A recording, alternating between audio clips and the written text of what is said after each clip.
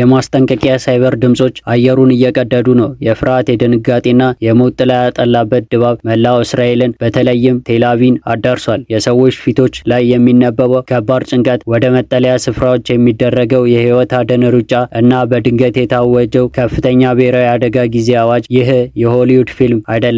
አሁን መሬት ላይ እየታየ ያለው እጅግ አስፈሪ እና ዓለምን ወደ ከፍተኛ የጦርነት ቀጠና ሊያስገባው የሚችል ክስተት ነው። ኢራን እጅግ አውዳሚና ረጅም ርቀት ተምዘግዛጊ ሚሳኤሎችን በቀጥታ ወደ እስራኤል ልብ ቴልአቪቭ ለማስነበብ በሚያስደንቅ ፍጥነት ዝግጅቷን እያጠናቀቀች ነው የሚለው መረጃ ዓለምን በከፍተኛ ድንጋጤ ውስጥ ከቷል። ይህ ተራ የቃላት ጦርነት አይደለም። ለዓመታት በስውር በፕሮክሲ እና በጥላ ውስጥ ሲካሄድ የነበረ መራራ ጠላትነት አሁን ካባውን አውልቆ ቀጥተኛ ገሃድና ምህረት የለሽ ወደሆነ ደም አፋሳሽ ግጭት አፋፍ ላይ ደርሷል።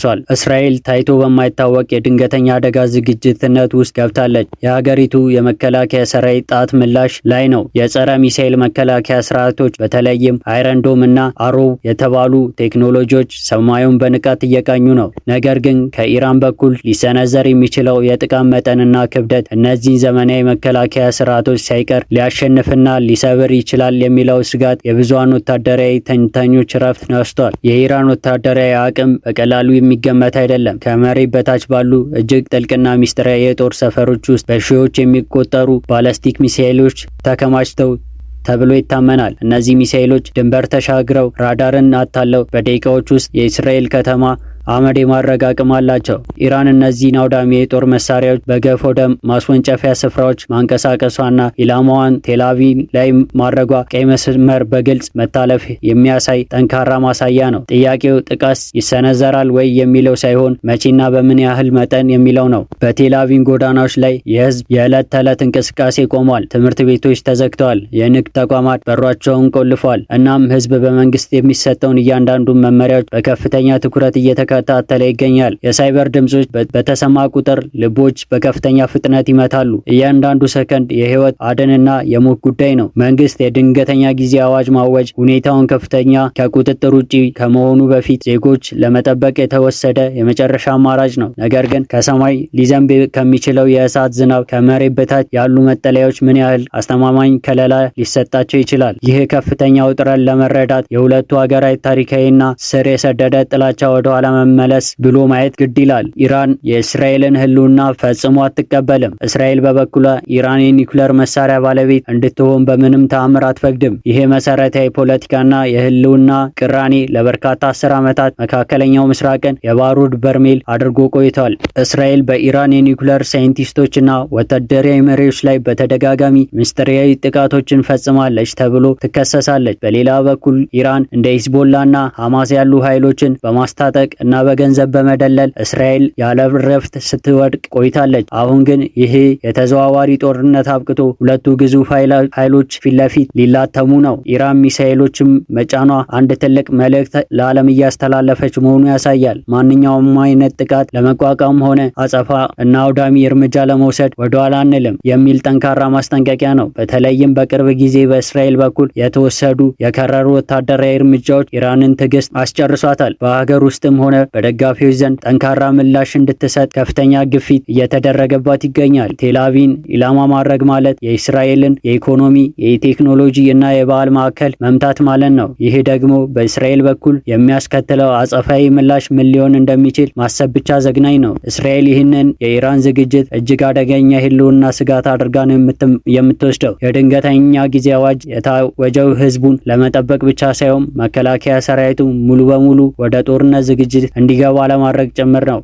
የእስራኤል የጦር አውሮፕላኖች በሰማይ ላይ እያንዣበቡ ነው። ወታደራዊ መሪዎች ከመሬት በታች ባሉ ሚስጥራዊ የእዝ ማዕከላት ውስጥ ሆነው ቀጣዩን ወሳኝ እርምጃ እየመከሩ ይገኛሉ። እስራኤል ኢራንን የመጀመሪያ የጥቃት እስክትሰነዝር ትጠብቃለች ወይ አደጋውን አስቀድሞ ለማክሸፍ የኢራንን የሚሳኤል ማስወንጨፊያ ጣቢያዎችና የኒውክሌር ተቋማት ላይ ድንገተኛና ከባድ ጥቃት ትከፍታለች። ይሄ ውሳኔ የሁለቱ ሀገራት ብቻ ሳይሆን የመላው ዓለም እጣ ፈንታ የሚወስን ይሆናል። ይህ አስፈሪ ውጥረት የሚገጥመው ካልሆነ ሊከተል የሚችለው የጥፋት መጠን በቃል የሚገለጽ ሳይሆን ጦርነቱ በእስራኤልና በኢራን ድንበር ብቻ ተወስኖ የሚቀር አይሆንም። መለያው የመከላከያ ምስራቅ ወደ እሳት ይቀየራል። የኢራን አጋር የሆኑት በሊባኖስ የሚገኙ ሂዝቦላ፣ በየመን ያሉ ሀውቲዎችና በኢራቅና ሶሪያ የሚንቀሳቀሱ ታጣቂዎች በተመሳሳይ ጊዜ በኢራን ላይ ጥቃት ሊከፍቱ ይችላሉ። ይህ በእስራኤል ላይ የሚከፈት ባለ ብዙ ግንባር ጦርነት እስራኤልን በከፍተኛ ፈተና ውስጥ የሚጥላት ሲሆን በምላሹ እስራኤል የምትወስደው እርምጃ አካባቢውን ምድረ በዳ ሊያደርግ ይችላል። ከዚህ ባሻገር ይህ ግጭት ዓለም አቀፍ ሀያል ወደ ጦርነት ማስገባት የማይቀር ነው። አሜሪካ የእስራኤል የቅርብ አጋር እንደመሆኗ እስራኤል ከባድ አደጋ ላይ ከወደቀች ዝም ብላ አትመለከትም። የጦር መርከቦች፣ አውሮፕላኖችና ወታደሮችን ወደ ቀጠናው ማስገባቷ አይቀሬ ነው። በሌላ በኩል ሩሲያና ቻይና ከኢራን ጋር ያላቸውን ስትራቴጂክ ግንኙነት መሰረት በማድረግ በተዘዋዋሪም ሆነ በቀጥታ ጣልቃ ሊገቡ ይችላሉ። ይህ ሁኔታ የሶስተኛ የዓለም ጦርነት የማስነሳት እቅድ አቅም አለው። የዓለም መሪዎች በስልክና በዲፕሎማሲ መንገዶች ሁኔታውን ለማርገብ ከፍተኛ ጥረት እያደረጉ ቢሆንም የቃላት ጦርነት ወደ ተግባር ከመቀየር የሚያቆመው ምንም አይነት ዋስትና የለም። የዓለም ኢኮኖሚ የዚህ ጦርነት ቀጥተኛ ገፈት ቀማሽ ይሆናል። መካከለኛው ምስራቅ የዓለም የነዳጅ አቅርቦት ዋነኛ ምንጭ ነው። ጦርነት ከተቀሰቀሰ በተለይም ኢራን የሆርሙዝ ስትሬትን የምትዘጋ ከሆነ የዓለም የነዳጅ ዋጋ ወደማይታሰብበት ደረጃ ይወነጨፋል። ይህ ደግሞ በዓለም ዙሪያ የዋጋ ግሽበት፣ የኢኮኖሚ ውድቀትን እና የዜጎችን የኑሮ ውድነት ያባብሳል። በአፍሪካ፣ በአውሮፓ፣ በኤሽያ እና በአሜሪካ የሚገኙ ተራ ዜጎች ሳይቀሩ የዚህ ሩቅ የሚመስል ጦርነት ሰለባ ይሆናሉ። አሁን ላይ የቴል አቪቭ ሰማይ በጭንቀት ደመና ተሸፍኗል። የሳይበር ድምጾች የህዝቡን ልብ በድንጋጤ እያነቃነቁን ነው። የኢራን ወታደራዊ መሪዎች ጣቶቻቸውን የማስወንጨፊያ ቁልፏ ላይ አድርገዋል። የመጨረሻው ትዕዛዝ እየጠበቁ ሊሆን ይችላሉ። እስራኤል በበኩሏ ታሪኩንና ህልውናዋን ለማስጠበቅ በማንኛውም አይነት እርምጃ ለመውሰድ መወሰኗ ግልጽ አድርጋለች። የዓለም የሰላምና ደህንነት ምሰሶች በከፍተኛ ሁኔታ እየተንገዳገዱ ነው። የዲፕሎማሲ በሮች ሙሉ በሙሉ ከመዘጋታቸው በፊት ጦርነት ለማስቆም የሚችል ተአምር ይፈጠር ይሆን ወይስ የሰው ልጅ ዳግም ወደማይመለስበት የጥፋት አዘቅት ውስጥ ሊገባ ነው? ይህ እያንዳንዱ ሊያሳስበውና ሊያስጨንቅ የሚገባ ዓለም አቀፋዊ ጉዳይ ነው። የሰው ልጅ ታሪክ በተደጋጋሚ እንዳየነው ጦርነት አሸናፊ የለም። የሚያስከትለው እልቂት፣ የንጹሃን ደም መፍሰስ፣ የከተሞች መውደምና የትውልድ ጠባሳ ብቻ ነው። አሁን በኢራንና በእስራኤል መካከል የተፈጠረው ይህ እጅግ አደገኛና ገደብ ያጣ ውጥረት መላው ዓለምን ትንፋሽ አሳጥሮ ይዟል። የሳይረኑ ድምጽ መቼ እንደሚቆምና ሰማዩ መቼ ከሚሳኤል ስጋት ነፃ እንደሚሆን ማንኛውም በእርግጠኝነት መናገር አይችሉም።